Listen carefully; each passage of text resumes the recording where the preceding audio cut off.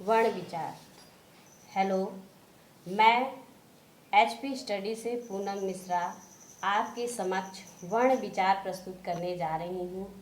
कृपया कोई भी त्रुटि हो तो माफ़ करिएगा, क्योंकि मैं आज पहली बार ये वीडियो अपलोड करने जा रही हूँ। वर्ण या अक्षर, वर्ण किसे कहते हैं? साधारण बोलचाल की भाषा में वर्ण हम जो भी अपने मुखमंडल से जो भी ध्वनि निकालते हैं, जो भी वायु या ध्वनियाँ हमारे मुख से निकलती हैं, उसे एक सिंबल के रूप में प्रदर्शित करते हैं। सिंबल या चिन्ह के रूप में प्रदर्शित किया जाता है, वे वर्ण कहलाती हैं। जैसे क, च, प, न।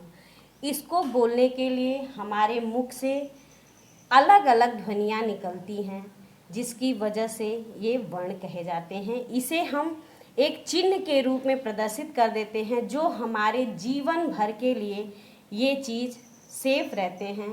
यही वर्ण कहे जाते हैं। जैसे यदि आप मौखिक कोई चीज़ करेंगे तो वो एक समय आएगा विलुप्त हो जाएंगे।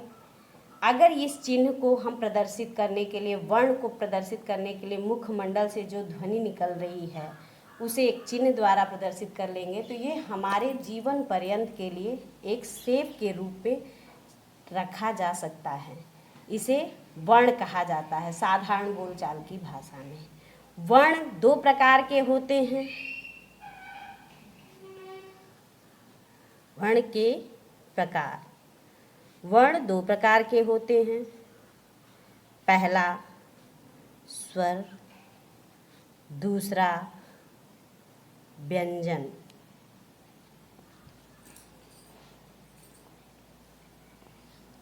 स्वर, इसको बोलने के लिए हमारे मुखमंडल से अपने आप ध्वनि प्रदर्शित होती है। जैसे अ, आ, ई, उ, री, ए, ऐ, ओ, औ। ये हमारे स्वर कहे जाते हैं। स्वर को बोलने के लिए हमें किसी की सहायता की ज़रूरत नहीं होती है। स्वर जैसे अ, आ, ई, उ, री, ए, ऐ, ओ, औ। अंग अह स्वर में नहीं गिने जाते हैं। अंग अह आयोगवाह में जोड़े जाते हैं। स्वरों की संख्या कुल मिला के 11 होती है।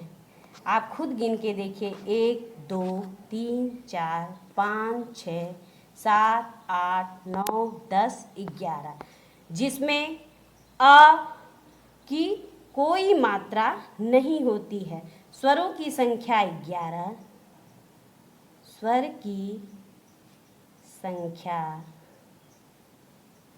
11 और मात्राओं की संख्या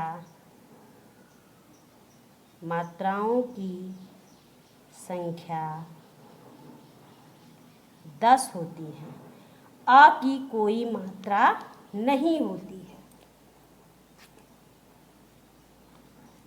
अ की कोई मात्रा नहीं होती है। स्वर भी दो प्रकार के होते हैं। स्वर के प्रकार, स्वर के प्रकार मूल स्वर या ह्रस्व स्वर।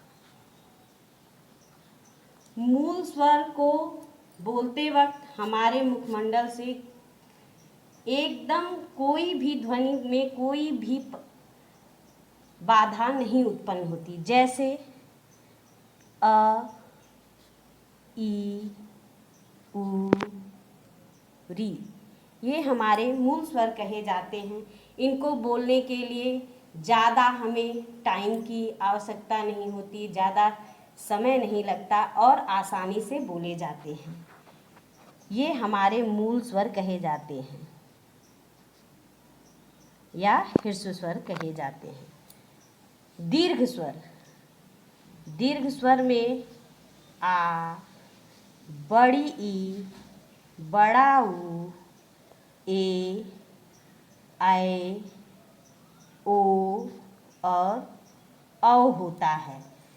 मूल स्वर की संख्या 4 और दीर्घ स्वर की संख्या जो होती हैं 7 होती हैं। 7 और 4 मिला के कुल स्वरों की संख्या 11 होती है। अब हम व्यंजन की बात करेंगे। एक बात और, कुछ किताबों में प्लुत स्वर को भी दर्शाया गया है। वैसे तो ये संस्कृत से लिए गए हैं, लेकिन आप जानकारी के लिए इसे भी जानते रहिए। प्लुत स्वर, इस स्वर को बोलने के लिए 2 से अधिक मात्राओं का समय लगता है। जैसे ओम, ओम बोलने के लिए हमारा 2 से अधिक मात्राओं का समय लगता है। जैसे ओ, आप इसको कुछ देर तक भी बोल सकते हैं, जल्दी भी बोल सकते हैं। ये आपके ऊपर डिपेंड करता है कि आप ओम को कितना खींच सकते हैं। अब हम व्यंजन की बात करेंगे। व्यंजन, व्यंजन को बोलने के लिए हमेशा स्वरों की आवश्यकता होती है। जैसे आधा क प्लस अ मिला दिया गया तो पूरा क बन गया। ये व्यंजन कहे जाते हैं। व्यंजन को बोलने के लिए हमेशा स्वरों की आवश्यकता होती है। स्वर जो व्यंजन जो होते हैं, व्यंजन भी कई प्रकार के होते हैं, जिसमें स्पर्श व्यंजन,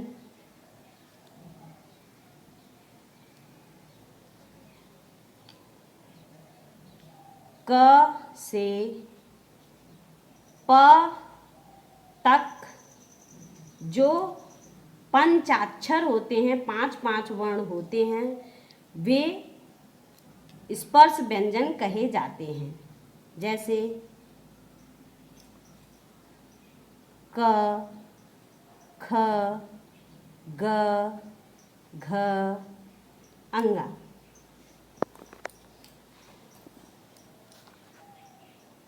च, छ, ज, झ, इया, ट, ठ, ड, ढ, अड़ा, त, थ, द, ध, न, प, फ, ब, भ, म। ये हमारे स्पर्श व्यंजन कहे जाते हैं। इनको बोलने के लिए अलग अलग प्रकार की ध्वनियाँ उत्पन्न होती हैं। जैसे क, ख, ग, घ, अंगा। ये हमारे कंठ द्वारा बोले जाते हैं। च, छ, ज, झ, इया। ये हमारे तालु या तालव्य द्वारा बोले जाते हैं। ट, ठ, ड, ढ, अड़ा। ये हमारे मूर्धा या मूर्धन्य द्वारा बोले जाते हैं। त, थ, द, ध, न। ये दंत द्वारा बोले जाते हैं। प, फ, ब, भ, म। ये ओष्ठ द्वारा बोले जाते हैं। ये हमारे स्पर्श व्यंजन हो गए। अब स्पर्श व्यंजन के बाद आते हैं अंतस्थ व्यंजन।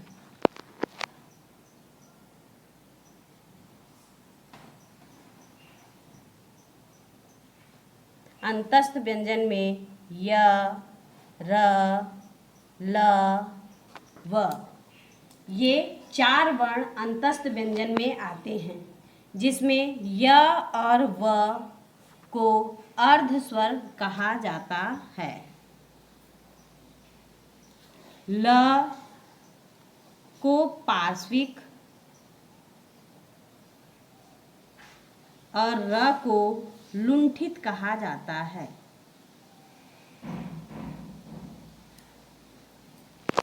य और व को अर्ध स्वर इसलिए कहा जाता है क्योंकि ये जो है न तो पूरे स्वर हैं और न ही पूरे व्यंजन। स्वर से इसमें थोड़ा सा अधिक समय लगता है बोलने में, आवाज़ ध्वनि निकालने में, और व्यंजन से थोड़ा कम, इसलिए इसको अर्ध स्वर के रूप में व्यक्त किया जाता है। ल आप बोल के देखिए, यदि आप ल बोलते हैं तो ल बोलते वक्त आपके आवाज़ जो है जीभा मुड़ने के बाद किनारे से, बगल से आपकी आवाज़ निकलती है, जैसे इसे पार्श्विक कहते हैं। जैसे कोई भी सिंगर गायक पीछे से गाना गाता है, उसी प्रकार ल की आवाज़ भी आपके बगल से निकलती है। र जो है लुंठित इसलिए कहा जाता है कि र बोलते वक्त हमारी जिह्वा बेलन के समान मुड़ जाती है, और बोलने में बेलन के समान मुड़ने की वजह से इसे लुंठित कहा जाता है। अब आपके पास अंतस्थ व्यंजन के बाद ऊष्म व्यंजन। ऊष्म व्यंजन में श, स, ह ये ऊष्म व्यंजन में आते हैं। इसके आगे का वीडियो यदि आपको देखना हो तो आप इसके आगे का वीडियो पार्ट 2 जरूर देखिएगा। धन्यवाद। जो भी त्रुटि हो माफ़ करिएगा।